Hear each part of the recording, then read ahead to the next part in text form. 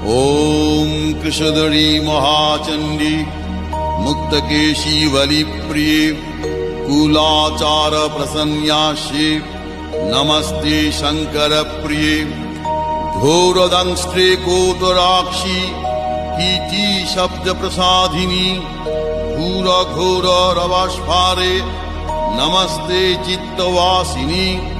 बंधुका पुष्प संकाशे त्रिपुरे भयनाशिनी